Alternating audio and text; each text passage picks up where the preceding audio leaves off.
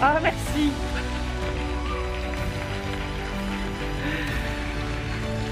Je ne me lasse pas de vous. Voilà, je suis ravie de vous retrouver.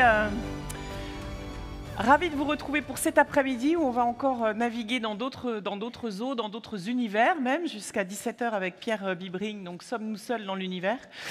Mais avant ça, on va aller naviguer même plus près de chez nous, puisqu'on va s'occuper de la Garonne.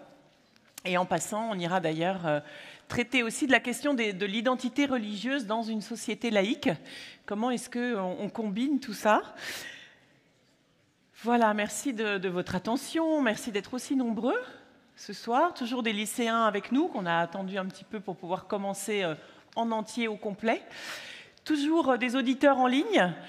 Donc n'oubliez pas que ces auditeurs en ligne, vous pouvez poser des questions directement et on les reçoit ici, on en fait quelque chose ensuite, mais vous dans la salle, vous pouvez le faire aussi. Il suffit de vous connecter sur votre espace sur lestribunesdelapresse.com et puis vous pourrez poser toutes les questions que vous voulez, on les attend et ça vient nourrir la fin des tables rondes.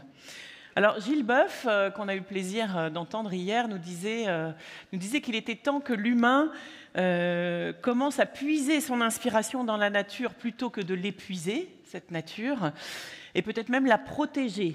C'est ce dont on va parler maintenant. Est-ce que la protection de la nature est une piste de solution pour enclencher des vrais changements de comportement et de vision? Et vous savez qu'encouragé par l'ONU, beaucoup d'États accordent maintenant une valeur, au sens même d'une personnalité juridique, à des biens naturels, des fleuves, des fonds marins, on en entend parler en ce moment, même parfois des paysages, et même des arbres, l'association des arbres remarquables, par exemple, qui peut aussi accorder un statut à un arbre en particulier. Alors le titre de la table ronde qui arrive, « Et si la Garonne avait elle aussi des droits, les mêmes droits que nous ?» J'appelle Anne-Solange Muys à me rejoindre.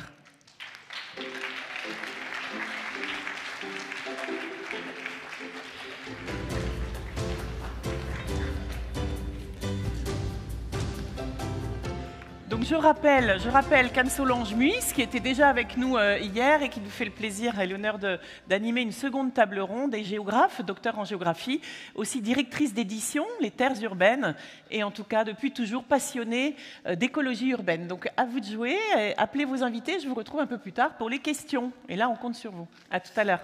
Merci Camille, bonjour à toutes et à tous et merci de votre présence pour parler ensemble des droits de la Garonne. Juste avant d'appeler nos invités que vous attendez, je n'en doute pas, un tout petit rappel du contexte. Donc, l'eau est un élément vital pour tout organisme vivant sur Terre. L'eau est le sang qui nourrit avant même que coule le lait, écrit Ivan Illich en 1986 dans son essai H2O, les eaux de l'oubli.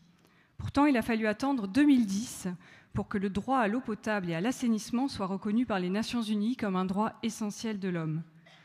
Outre sa fonction vitale, l'eau est indispensable à nos activités humaines qui la prélèvent, la canalisent, la traitent, l'assainissent, la rejettent et la gèrent ou la considèrent comme une ressource inépuisable ou une formule chimique plutôt que comme la matière symbolique qui alimente les légendes les plus anciennes sur la naissance du monde et reste sacrée dans beaucoup de pays comme en Inde par exemple. Rappelons quelques chiffres provenant du ministère de la Transition écologique. Même si leur état chimique s'est amélioré, depuis quelques années, 62% seulement des masses d'eau françaises sont en bon état chimique et 36% en bon état écologique. Par ailleurs, nous consommons en France en moyenne 149 litres d'eau potable par jour et par habitant, là où notre consommation n'atteignait pas 20 litres par personne au XVIIIe siècle. Mais notre consommation en eau potable ne représente que 21% de la consommation totale d'eau. C'est l'agriculture, la première activité consommatrice d'eau avec 45% du total, puis vient ensuite le refroidissement des centrales électriques, 31%, et les usages industriels à 4%. Et tout cela varie d'un territoire à l'autre, mais sur le podium, et vous n'en serez pas surpris, on trouve en première position l'agriculture dans le bassin Adour-Garonne, qui à elle seule utilise 78% du total d'eau consommée sur ce même bassin. Aujourd'hui, en France, l'eau est une ressource gérée, protégée, car elle doit être rendue potable. Mais les droits de la nature, ou même de l'eau, ne sont pas inscrits à la Constitution française, alors qu'ils le sont dans d'autres pays comme en Équateur ou au Vietnam. Néanmoins, à l'échelle locale, de plus en plus de territoires militent pour une personnalité juridique de leur fleuve. C'est le cas pour la Loire, pour le Rhône, pour la Seine ou même encore l'Escaut. Alors, qu'en est-il de la Garonne ? Si, comme nous, elle avait des droits pour être représentée, protégée, défendue, que se passerait-il ? Est-ce que cela priverait les individus de certaines libertés ou est-ce que, au contraire, cela offrirait aux générations futures la garantie d'une ressource de qualité pérenne ? C'est ce que nous allons aborder avec nos invités que j'appelle sur ce plateau tout de suite. Donc, Monsieur Pierre Urmic, maire de Bordeaux, Madame Lucille Schmitt et Monsieur Alexis Génie.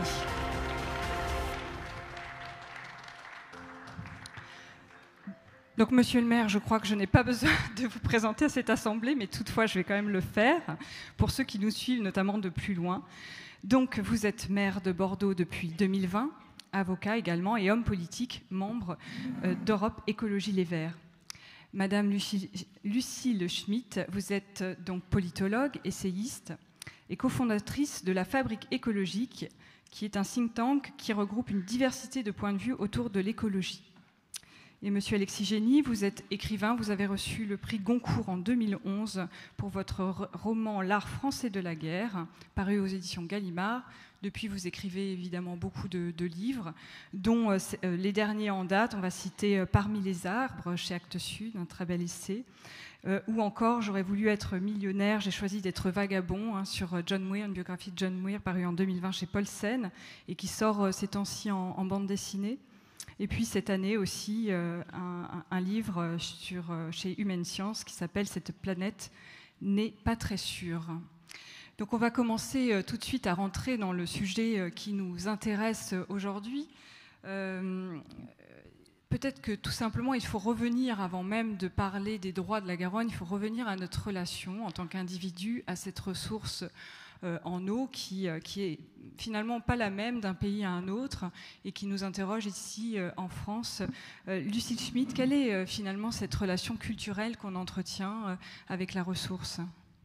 Oui, moi c'est vrai que j'avais envie de parler de cette question de la différence des cultures par rapport à l'eau, parce que lorsqu'il s'agit de personnalités juridiques des fleuves, on cite toujours le fleuve Wanganui dans l'île nord de la Nouvelle-Zélande. Et ce qui est très intéressant lorsqu'on regarde l'histoire de la reconnaissance de la personnalité morale du fleuve Wanganui, c'est qu'on voit que ça puise ses racines, si je puis dire, dans la façon dont les colonisateurs, enfin ceux qui sont arrivés en Nouvelle-Zélande, ont discuté et ont négocié, établi un traité avec les Maoris au XIXe siècle, et qu'ensuite ce traité n'a pas été respecté par rapport aux droits donc, des peuples qui habitaient le long du fleuve. Du coup, il y a eu une forme de révolte par rapport à ça et une capacité à négocier du gouvernement néo-zélandais. Et donc les droits du fleuve sont instaurés dans une relation avec les droits du peuple qui habite le long du fleuve Wanganui. C'est-à-dire qu'on ne dissocie pas le fait de donner des droits au fleuve au fait de donner des droits à ceux qui sont les peuples primitifs, ceux qui habitaient là avant que la Nouvelle-Zélande ne soit colonisée. Donc ça, je trouve ça important de le rappeler parce que dans ce cas précis, il y a un lien entre la récupération de droits pour des minorités qui ont été opprimées et qui avaient une relation au fleuve où le fleuve faisait partie d'eux-mêmes, c'est-à-dire qu'il n'y avait pas de séparation entre ce qu'on était et ce qu'était le fleuve. Et ça, évidemment, ce que je disais à Anne Solange lorsqu'on a préparé cette table ronde, c'est que nous n'allons pas tous devenir des Maoris. Et donc la question qui nous est posée à nous, lorsque nous voulons réfléchir à ce sujet de personnalité morale de nos fleuves, ce qui est déjà bien engagé sur la Loire, avec le Parlement de Loire, c'est de savoir comment est-ce que ça a un sens par rapport à la façon dont nous, en France, dans un territoire, nous avons respecté ce fleuve, il fait partie de notre histoire, nous avons construit nos villes autour du fleuve, nous avons circulé entre ses rives, et donc transposer ce qui se fait en Nouvelle-Zélande en France n'a pas de sens, mais ça peut nous indiquer également une voie de création symbolique, culturelle, plus que juridique d'ailleurs, je crois. Merci. Monsieur le maire, comment en tant que maire de Bordeaux et en tant qu'habitant également, vous vous situez par rapport à cette relation au fleuve ? Bonjour à toutes, bonjour à tous.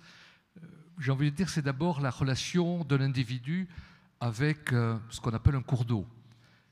Et j'ai même envie de dire, pour remonter à des souvenirs anciens, C'était des souvenirs d'enfance, des relations avec les rivières. Moi, je suis né dans un petit village du Pays Basque qui s'appelle Saint-Palais, qui a été construit entre 2 rivières, qui s'appellent la Bidouze et la Joyeuse.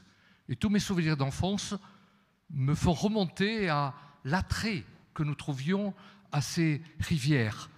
D'abord, on pêchait beaucoup à l'époque.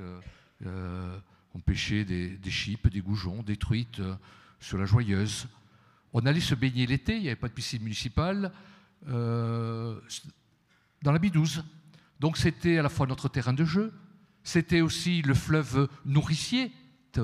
On pouvait, une bonne truite, je pense qu'on sera tous d'accord pour dire que c'est quand même assez appétissant et goûteux. Donc une relation très affective, très charnelle, très loisir aussi autour de la nécessité des fleuves. Et quand je suis arrivé à Bordeaux, j'ai découvert un fleuve qui était totalement ignoré. La Garonne, les Bordelais lui tournaient le dos.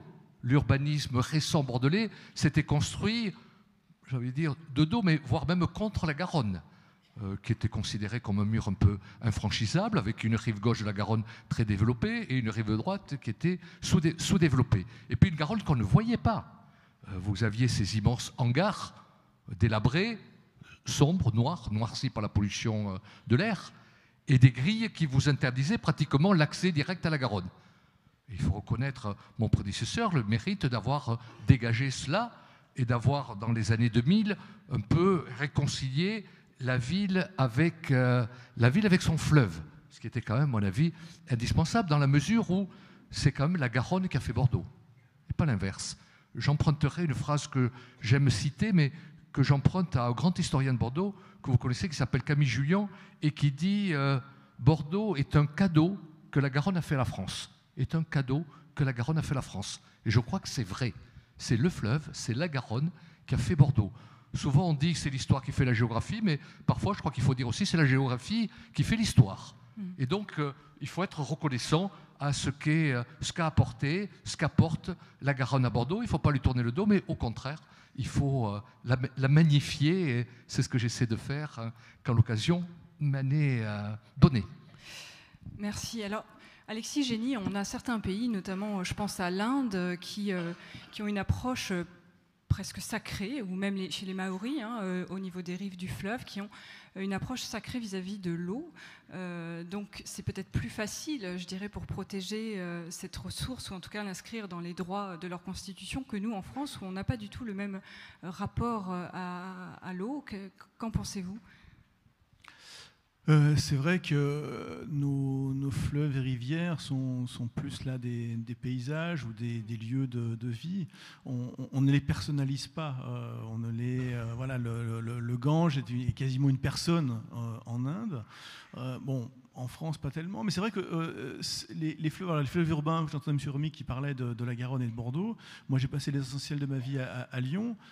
Lyon, il y a le Rhône, il y a la Saône, et ce sont deux, une rivière et un fleuve, mais qui structurent totalement la ville, l'appréhension qu'on a de la ville, le paysage.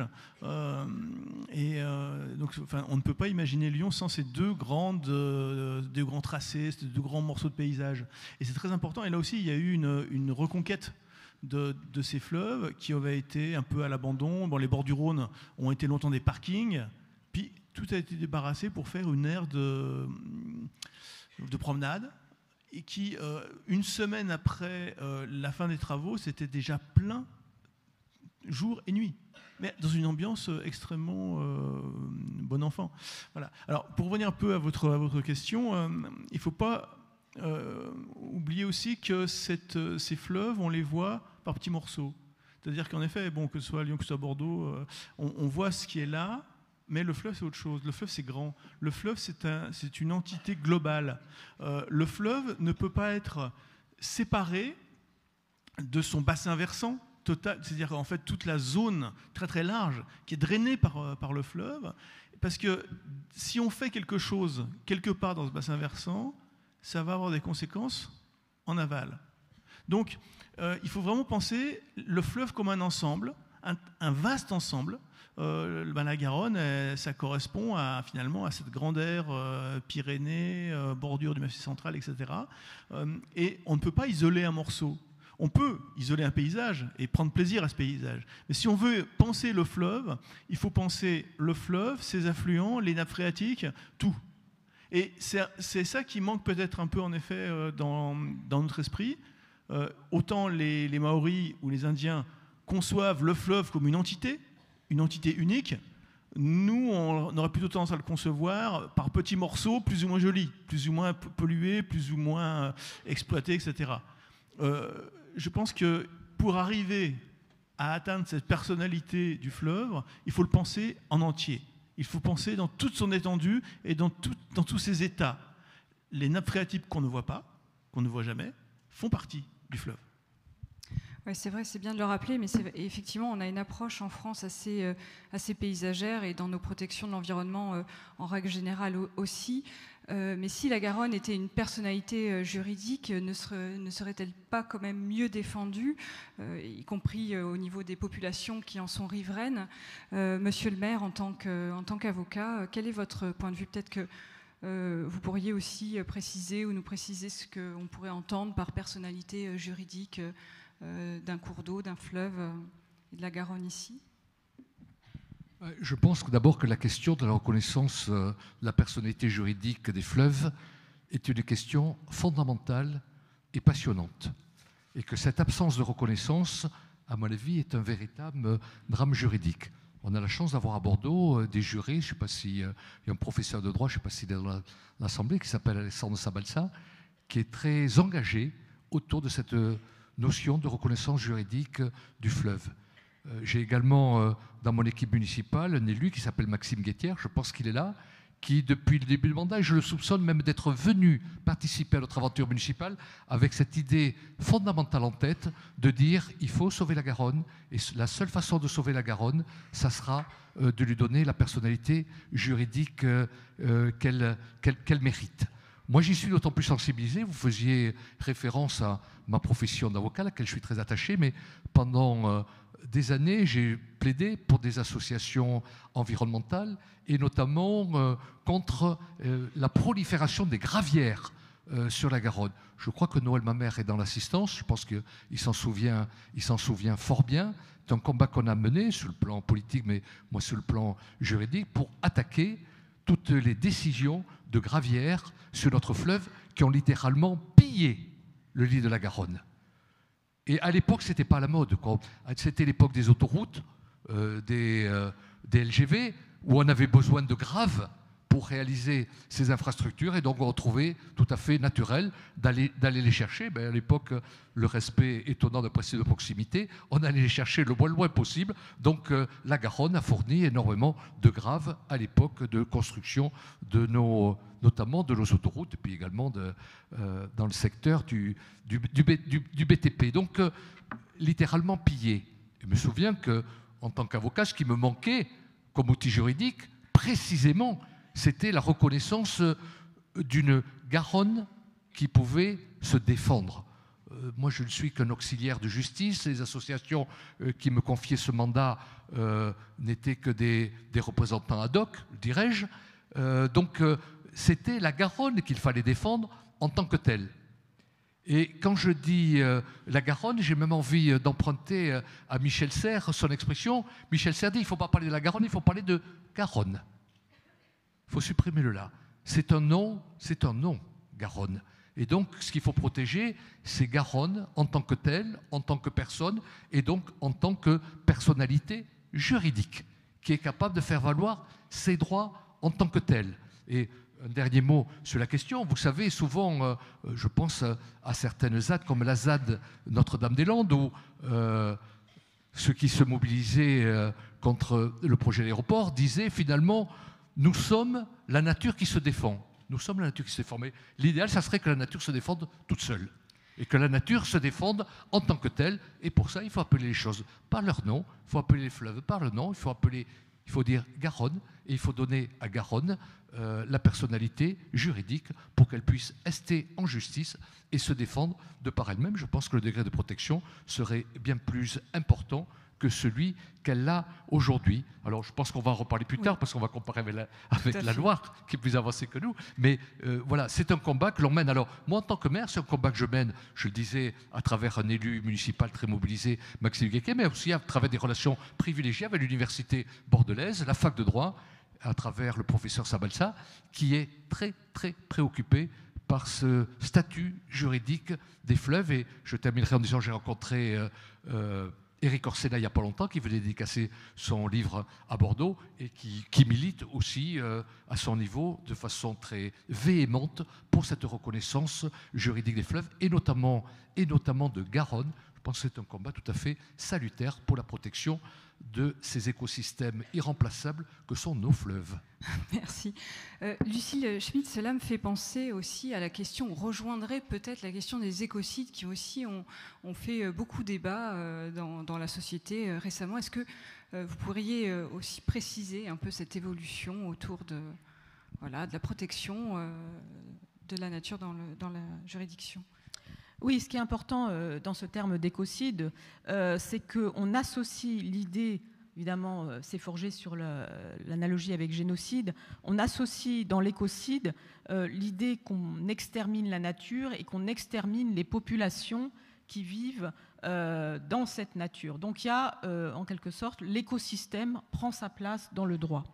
Après, c'est une notion, vous savez, c'est comme le terme d'anthropocène, je ne sais pas si on en a discuté cette année aux tribunes de la presse, qui est en fait un terme pour reconnaître la responsabilité des êtres humains dans ce qui arrive aujourd'hui dans les dérèglements et l'extinction de la biodiversité. Ce sont des termes en apparence soit juridiques, soit savants, géologiques pour anthropocène, qui sont en fait plutôt des termes destinés à introduire une complexité dans le débat public et une manière de voir les choses, un angle d'approche qui n'y existait pas.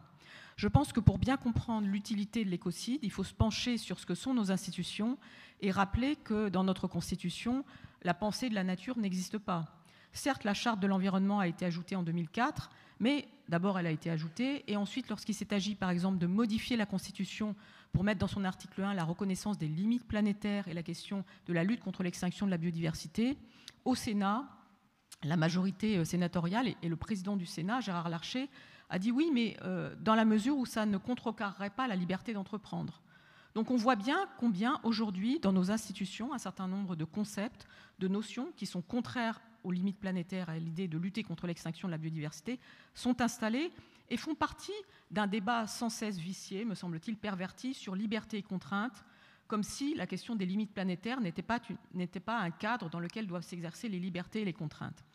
L'écocide, qui a été notamment beaucoup défendu en France par Valérie Cabanès, qui est au départ une juriste des questions sociales et non pas de l'environnement, qui s'est intéressée d'abord au sort des peuples, qui était rendu au lien entre santé et environnement, à travers les pollutions industrielles, à travers les pollutions chimiques.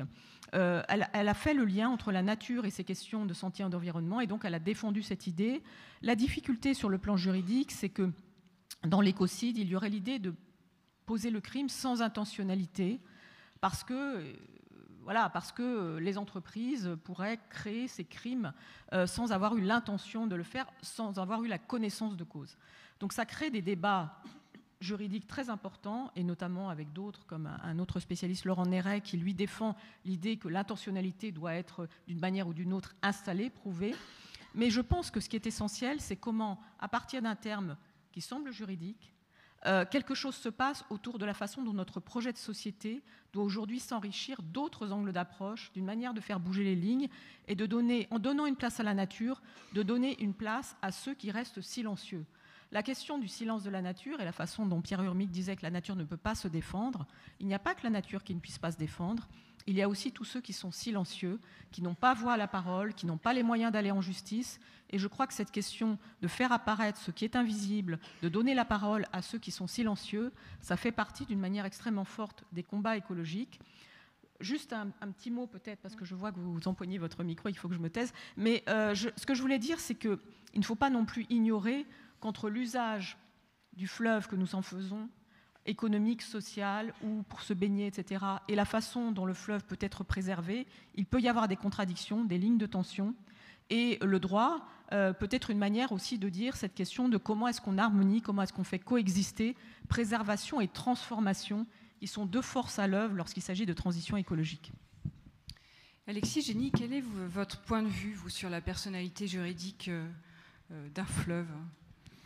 Alors, il faut bien se dire que ce n'est pas les mêmes droits que les êtres humains, que c'est une sorte de fiction juridique qui pourrait être installée, mais qui existe déjà. Il y a déjà des personnalités morales, par exemple, les entreprises ont une personnalité juridique. Or, ce n'est pas des gens, les entreprises, c'est vraiment l'entreprise en tant que telle.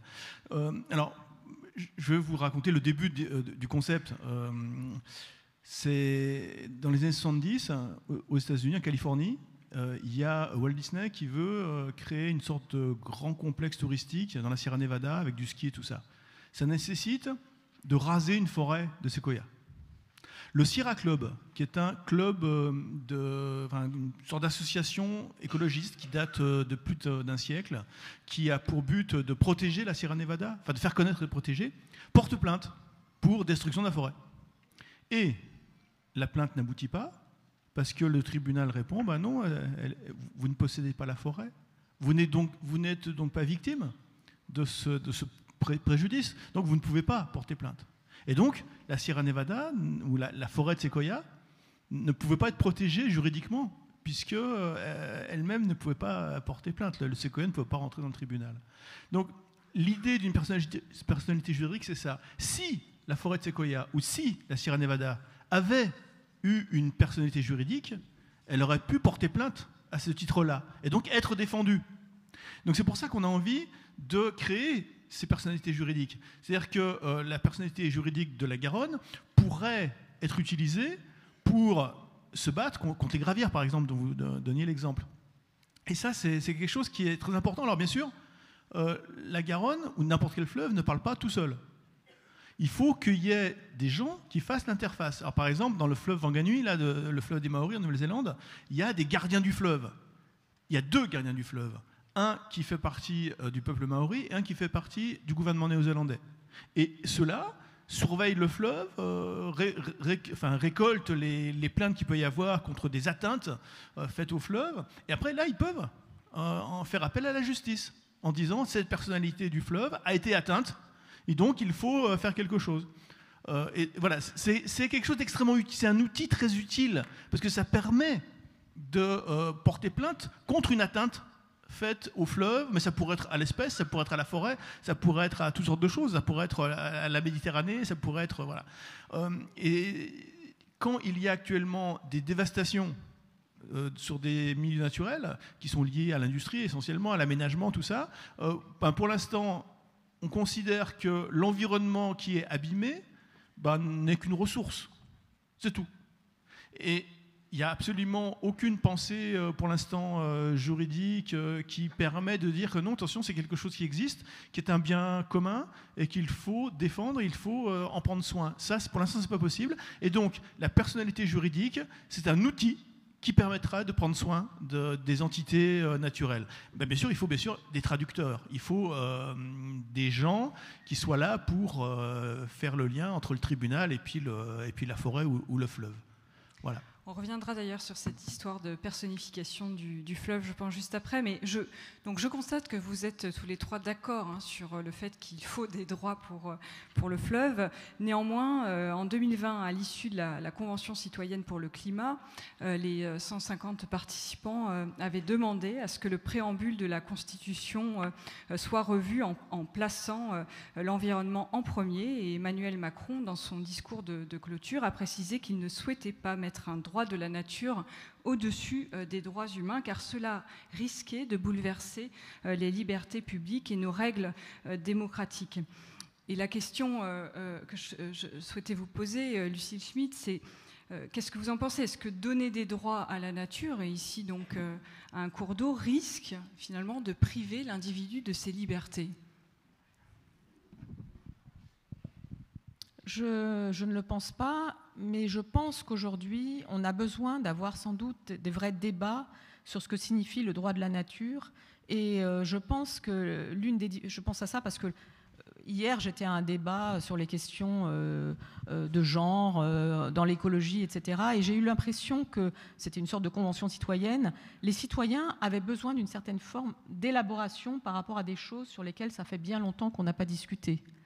Donc le sujet, c'est qu'aujourd'hui, dans une période où, lorsqu'il s'agit d'exercer ses droits, le non-recours est très important lorsqu'il s'agit des droits sociaux, le sentiment que la justice est complexe, se prononce lentement, etc., et que donc les êtres humains, et notamment les plus faibles, n'ont pas toujours le respect de leurs droits et la possibilité que soient sanctionnées les atteintes à leurs droits, je pense qu'installer des droits pour la nature, ça peut entraîner certaines incompréhensions.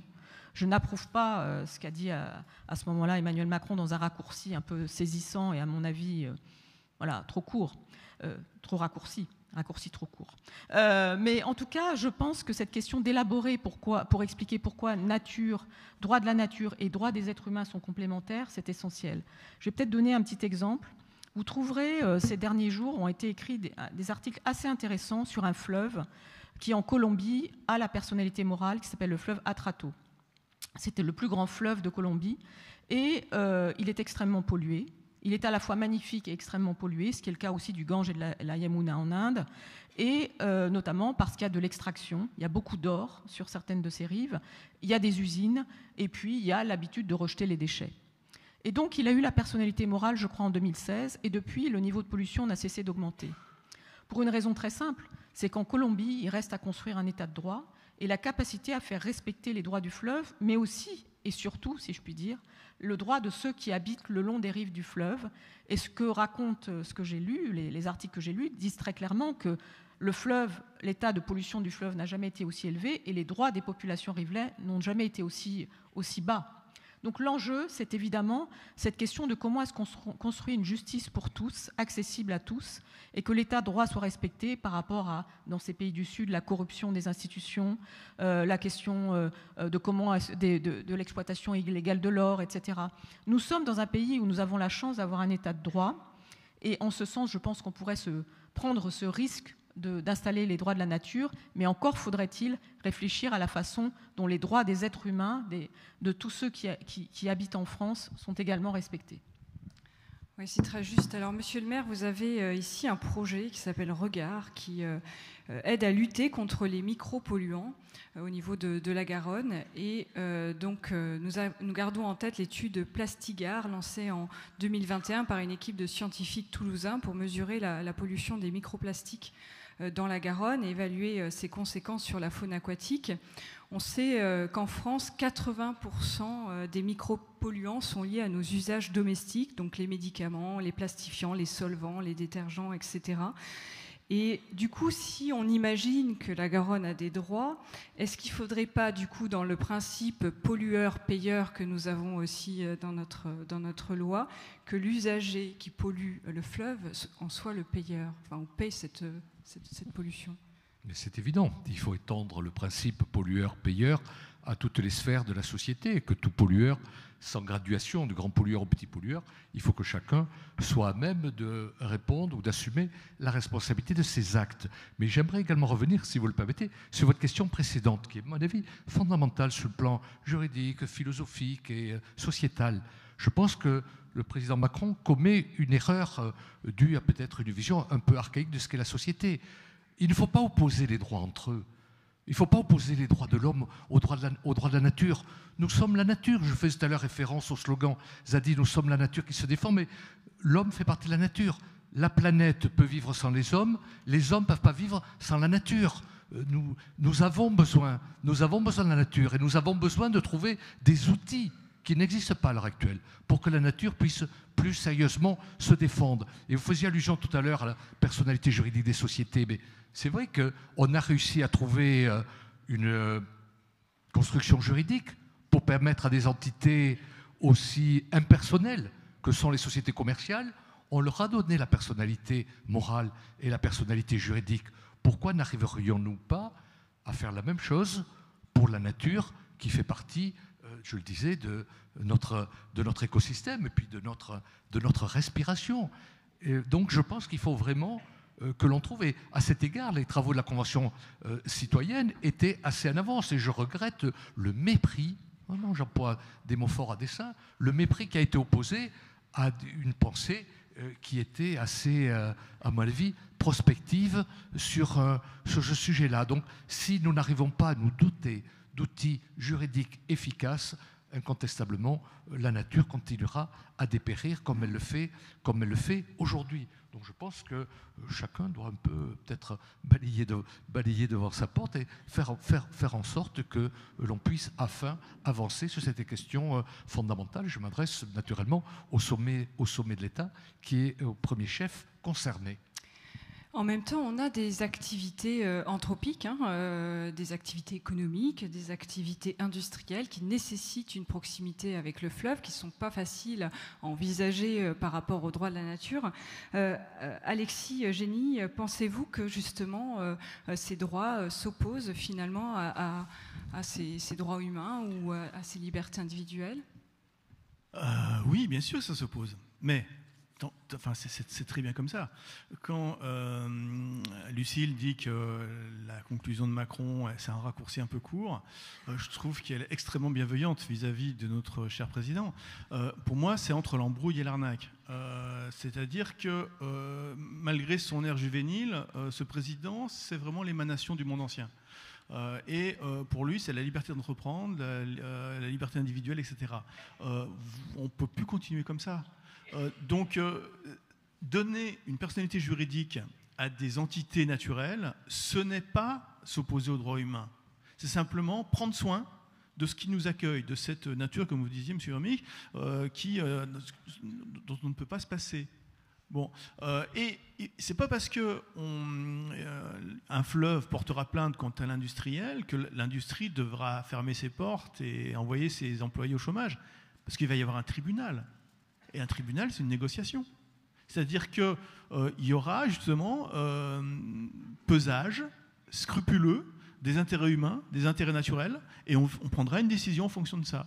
Ça ne veut pas dire automatiquement que toutes les usines vont fermer. Ça veut dire qu'on va essayer de voir un équilibre, intérêt et dégâts. Bon, il ne faut pas oublier que le fleuve, il sert à beaucoup de choses. On l'a vu au début, vous l'avez dit au début, il y a des tas d'usages du fleuve. Si, quelque part dans le bassin, il y a une activité particulière qui modifie tellement le fleuve que les autres activités sont perturbées, ça pose un problème. Il faut qu'il y ait une instance de négociation. Il faut qu'on discute de tout ça. Et les activités anthropiques, elles sont tout à fait nécessaires. Nous avons besoin de l'économie, nous avons besoin de vivre, nous avons besoin d'être là. Et quand elle rentre en conflit avec l'état naturel du fleuve, il faut discuter. Il faut qu'il y ait en effet une enceinte où on puisse discuter de tout ça. Et il faut qu'il y ait des représentants du fleuve, parce qu'on ne peut pas faire n'importe quoi avec ce fleuve. Il y a 1000 exemples sur la planète de travaux qui ont été faits sur un fleuve quelque part et qui va provoquer des pollutions, des sécheresses, un assèchement total ailleurs. Et c'est vrai que pour l'instant, on ne peut pas vraiment prendre ça en compte, mais il faut vraiment penser le fleuve dans son ensemble. Et là, la personnalité juridique, c'est un merveilleux outil pour pouvoir négocier tout ça. Et dire, oui, ça va aller contre les intérêts humains, mais non, franchement, c'est de la mauvaise foi, clairement. Voilà, parce que c'est de la mauvaise foi c'est la voie du lobby industriel, point. Alors justement, vous parliez d'instances qui représentent ces fleuves. On a un exemple assez finalement actuel et qui marche pas trop mal, qui s'appelle le Parlement de Loire. Peut-être, Lucie Schmid, vous pourriez nous en dire un mot de cette instance. Alors je pense que tous les trois, nous pourrions d'ailleurs en dire un mot, parce que je crois que c'est quelque chose qui est très précurseur. Et d'abord, ce qui me semble important, c'est d'insister que c'est très intéressant que ça se soit passé autour de la Loire. La Loire, qui est un fleuve, le plus sauvage des fleuves français, celui qui joue le rôle aussi le moins économique. C'est-à-dire que par rapport à ce que vient de dire Alexis, cette question de l'arbitrage entre ce qui relève de l'économique, du transport, des activités anthropiques et ce qui relève de la préservation, sur la Loire, c'était d'une certaine manière peut-être moins conflictuel. Et puis, ce qui est intéressant, c'est qu'il y avait aussi un certain nombre d'acteurs qui appartiennent à des milieux différents. Par exemple, il y a une école de paysage à Blois, dans laquelle la directrice de l'école, c'est énormément impliqués sur le Parlement de Loire, des philosophes, un écrivain, Camille de Toledo, qui a écrit un merveilleux compte-rendu en fait, de ces discussions, des artistes, des urbanistes, des scientifiques, etc. Et donc il y a une société idéale, une société des citoyens de la Loire, qui s'est créée autour de cette façon. Donc, comme le disait Alexis, on peut donner une personnalité au fleuve et par ailleurs repenser la démocratie et la question de la créativité. Moi, ce qui me semble essentiel, c'est que dans l'écologie, il y a un enjeu autour de la créativité, alors même que nos institutions sont dans une situation d'attrition créative et d'attrition démocratique. Et donc, autour de ce qu'on appelle le Parlement de Loire, ce sont davantage, me semble-t-il, des ateliers, des discussions sur les sujets les plus divers, des manifestations artistiques, des récits qui ont été élaborés.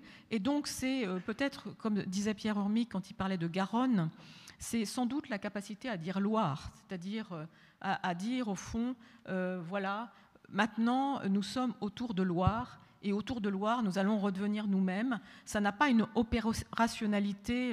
Voilà, on n'est pas dans l'idée d'être efficace. On est dans une sorte de capacité à se dire, tiens, je récupère un imaginaire qui m'avait été ôté par un certain mode de vie. Et donc cette récupération d'imaginaire, c'est plutôt comme ça que je définirais ce qu'on appelle le Parlement de Loire. C'est un jeu, c'est, me semble-t-il, du droit et de l'imaginaire. Mais peut-être que certains ne seront pas d'accord avec moi. Alors on va juste poursuivre, mais Alexis Génie, finalement, personnifié comme ça, parce que le fleuve ne parle pas, il n'est pas humain, on le personnifie, on le représente, on imagine finalement ses douleurs, ses souffrances, et on veut le défendre face à nous-mêmes, quelque part. Est-ce que ce n'est pas un peu contradictoire, cette personnification comme Alors, ça est-ce que je ne sais pas si c'est une personnification, c'est parce que la Loire existe. Elle est là. Hein. Bon, enfin, je dis Loire, ça vaut pour tous les fleuves. Donc, c'est plutôt être à l'écoute de ce qui se passe dans ce grand système qu'est la Loire. Et ils sont très conscients de ça dans le Parlement de la Loire, c'est-à-dire qu'il faut des traducteurs. Alors, les traducteurs, ça peut être des scientifiques qui mesurent, qui observent, qui voient les évolutions et qui peuvent dire quelque chose, sur la Loire. Mais c'est aussi les usagers de la Loire. C'est-à-dire ceux qui utilisent, qui vivent à côté. Les usagers de la Loire, il y a des pêcheurs, des bateliers, etc., enfin, qui ont un usage de cette Loire. Ceux-là aussi, ils ont un mot à dire par rapport à la Loire. Si on fait des aménagements qui vont contrarier leur activité, et contrarier donc l'état de la Loire, ils peuvent dire quelque chose. Et puis aussi, il y a un truc qui m'avait beaucoup frappé dans ce livre, donc qui fait le compte rendu. Il faut intervenir des gens qui sont des sociologues, des scientifiques, etc., des philosophes. Puis à un moment donné, il y a un écrivain qui arrive. Alors l'écrivain, à quoi ça sert là-dedans ? L'écrivain, il dit, mais qu'est-ce qu'on fait avec le négatif, avec tout ce qui ne va pas bien, avec les choses détruites ? Cet écrivain, en fait, il faisait un travail poétique sur des friches, sur des choses cassées, sur des aménagements ratés, enfin, etc. La Loire est un fleuve naturel. Est-ce qu'on a envie qu'il revienne à son état naturel qui date d'avant les glaciations ? Qu'est-ce que ça veut dire ? Ça ne veut rien dire. Il y a des millions de personnes qui vivent au bord, il y a des aménagements. Les aménagements font partie de la Loire. C'est-à-dire qu'on ne peut pas séparer le naturel de l'humain. Maintenant, tout est transformé. Il y a des aménagements mais qui datent de très longtemps. Il faut les intégrer aussi. C'est nécessaire. Un pont modifie le cours de la Loire. Mais le pont fait partie maintenant de l'état naturel de la Loire. Ce qu'il faut, c'est qu'il ne perturbe pas trop l'ensemble de l'écosystème loire. Donc, il y a des tas de gens qui peuvent faire la traduction. C'est-à-dire tous les gens qui ont un rapport à la Loire peuvent faire une traduction et se dire, en langage humain, là, il y a quelque chose qui ne va pas. Là, il y a quelque chose qui va nuire au système loire. Et donc, il va nuire aux gens qui vivent autour. Donc, ça, on peut parler de ça, on peut mettre ça en négociation. En fait, c'est un espace de grande négociation entre toutes les parties prenantes. Et ça, en effet, c'est de la créativité démocratique, c'est extrêmement intéressant. Donc, Monsieur le maire, pour le mot de conclusion, donc demain, un parlement de Garonne ici, à Bordeaux ?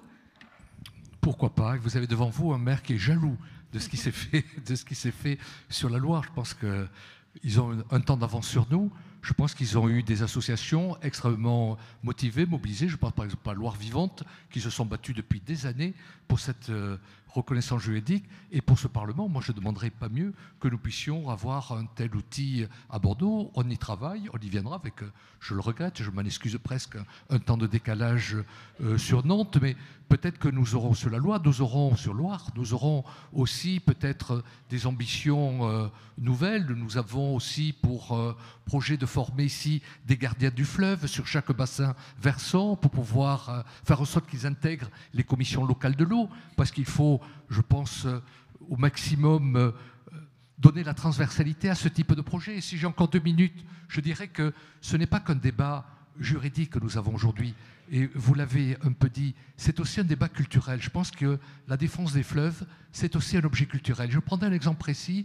À Bordeaux, au mois de septembre dernier, nous avions, je m'adresse au bordel de la salle, le FAB, Festival des Arts de Bordeaux, où notre ambition, c'est de faire ce qu'on appelle la culture hors les murs. Et nous avons souscrit à une idée que j'ai trouvée très intéressante, c'est de faire échouer un cachalot, un faux cachalot, sur la Garonne, qui pendant la nuit a été transporté sur les bords de Garonne, une reproduction très fidèle d'un cachalot. Et les Bordelais ont découvert au petit matin ce cachalot échoué.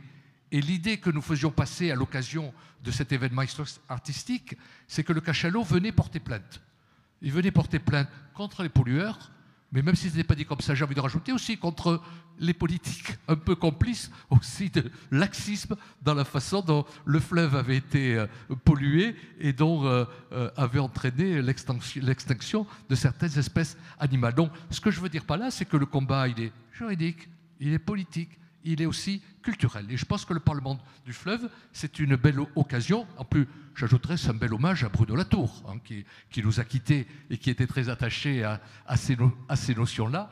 Moi, je serais heureux qu'à Bordeaux, on puisse avancer aussi à notre tour sur ce type d'institution qui permet de donner à Garonne toute l'importance qu'elle mérite.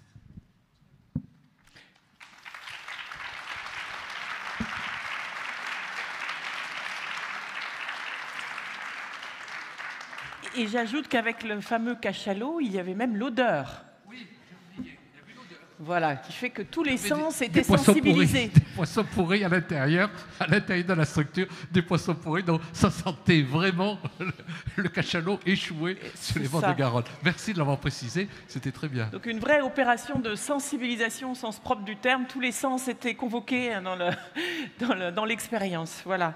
Et n'empêche que cette expérience a été forte pour beaucoup d'entre nous.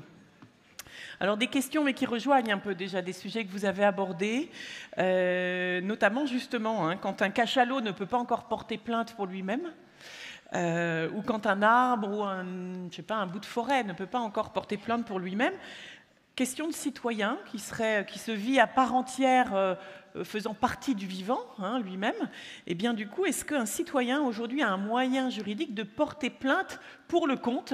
Alors peut-être pas d'un cachalot, mais en tout cas d'un arbre, par exemple, remarquable dans son quartier qui serait malmené lors d'un projet immobilier. Enfin voilà. Donc est-ce qu'un citoyen peut porter plainte pour le compte d'eux? Je vois que si c'est une question, oui. Pour l'instant non. Pour l'instant non. Lucille. Oui, mais ce qui me semble important, c'est qu'il y a de plus en plus d'associations qui aujourd'hui ont pris à bras-le-corps, si je puis dire, ces droits de la nature. L'association Sauvons les arbres, par exemple. J'imagine qu'à Bordeaux, elle est active, présente. En tout cas, ce que je peux dire, c'est qu'à Paris, elle est extrêmement active et que je connais un certain nombre d'amis qui se sont mobilisés grâce à elle et qui jouent un rôle de lobbying par rapport aux institutions. Le paradoxe entre nous, en tout cas à Paris, c'est que, par exemple, la question de l'abattage des arbres se pose parfois à l'occasion de la construction de logements sociaux ou de la construction de pistes cyclables. Et donc, ce qui me semble important, là, on a été très irénique, enfin, on a dit tout va se résoudre, mais les choses sont parfois beaucoup plus compliquées.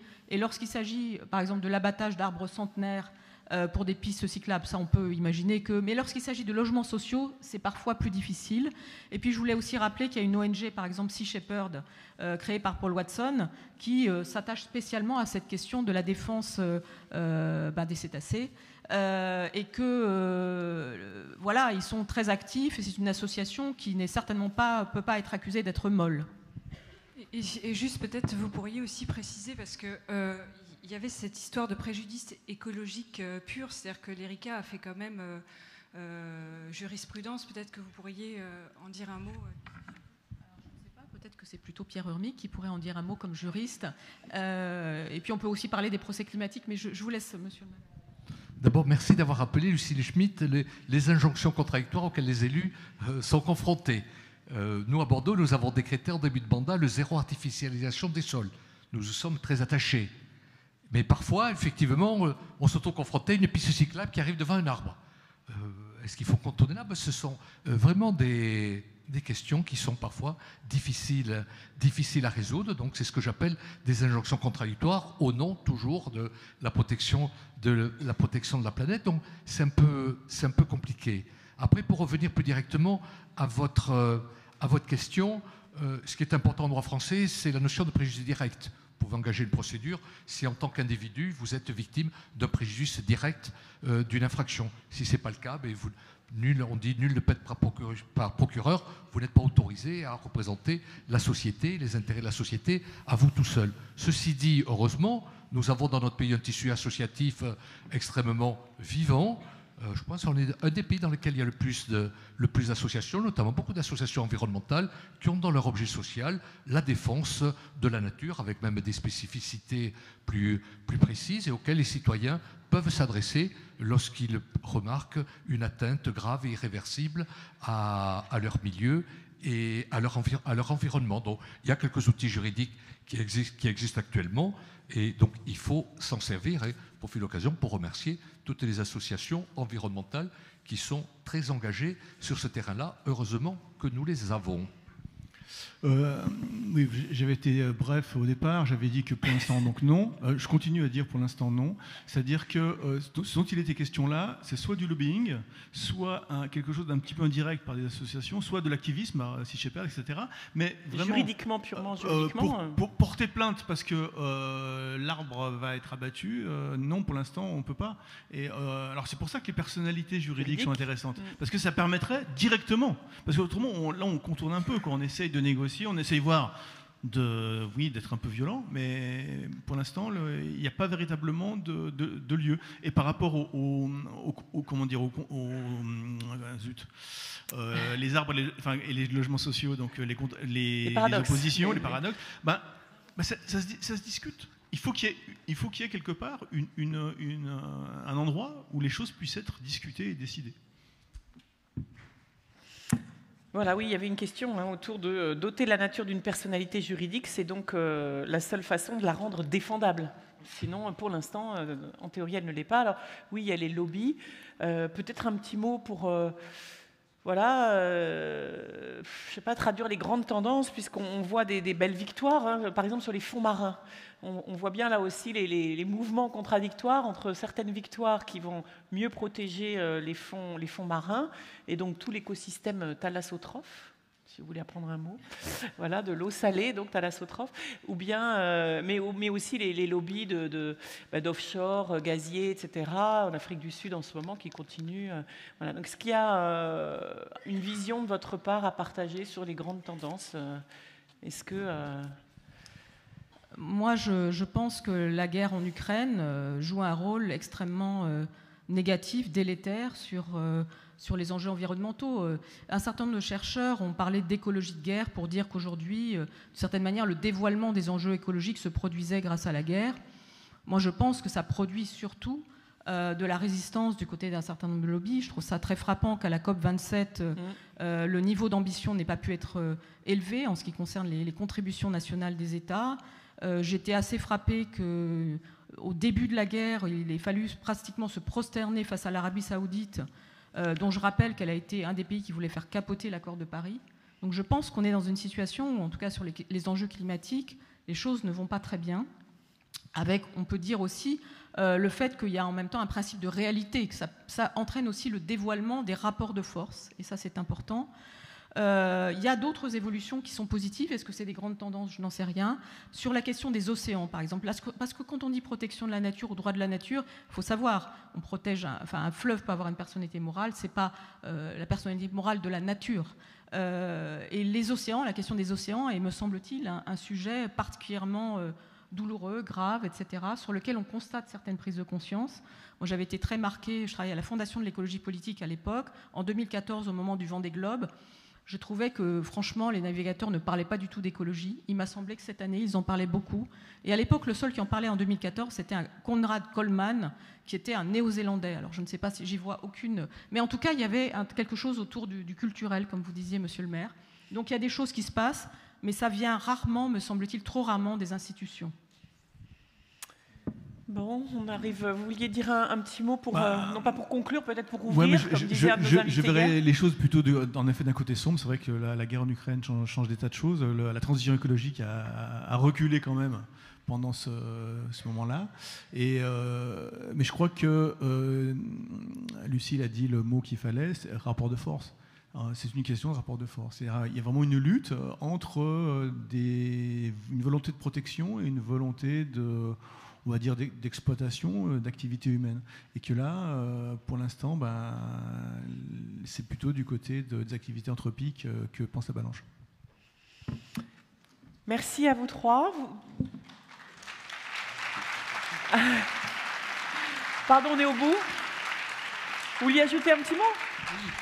Voilà. Pour conclure à mon tour, pour confirmer que oui. la COP27 a été un gros échec, pas seulement dû à la guerre d'Ukraine, mais dû au poids des lobbies qui sont de plus en plus structurés, de plus en plus organisés pour gangréner les grands rendez-vous internationaux. Donc là, on l'a vu à propos de la COP27. Et également pour dire qu'il faudrait que l'on obtienne le même degré de protection de la biodiversité et du climat. Je pense qu'on ne peut plus dissocier les deux. Le combat que l'on mène contre le réchauffement climatique ne doit avoir pour égal que le combat que l'on mène pour la protection de la biodiversité. À cet égard, pour vraiment conclure, je pense que la non-reconnaissance de la personnalité juridique, notamment des fleuves, est un chaînon manquant dans la protection juridique que nos espaces naturels méritent. Merci. Merci.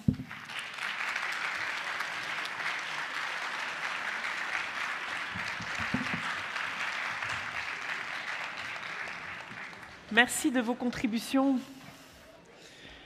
Voilà, merci de vos contributions.